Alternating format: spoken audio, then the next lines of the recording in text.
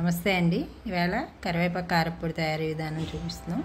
ముందుగా ఒక పాన్ పెట్టుకొని 3 టేబుల్ స్పూన్ల ఆయిల్ వేసుకోవాలి. తర్వాత 1 కప్పు శనగపప్పు, 1 కప్పు మినప్పప్పు, 1 కప్పు ధనియాలు వేసుకుని 3 కాస్త వేయించుకోవాలి.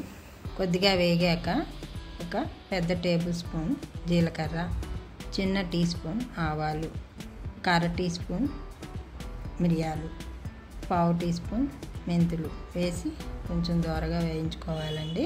కొద్దిగా వేగాక 2 ఎండుమిర్చి వేసుకోవాలి. కొద్దిగా ఇంగువ కూడా వేసి దోరగా వేయించుకోవాలంతాను. అది వేగాక 1 పెద్ద కప్పు కరివేపాకు, కడిగి ఆరబెట్టిన కరివేపాకు కూడా వేసి బాగా పోపు కరివేపాకు అన్నీ దోరగా వేయించుకోవాలండి.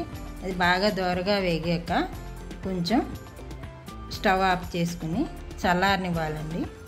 చల్లారాక దాన్ని ఒక మిక్సీ జార్లోకి తీసుకోవాలి.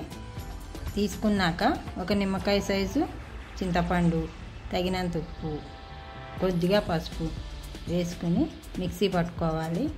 మరీ మెత్తగా కాకుండా కొంచెం బరకగా పట్టుకుంటే కారప్పొడి రెడీ అవుతుందండి.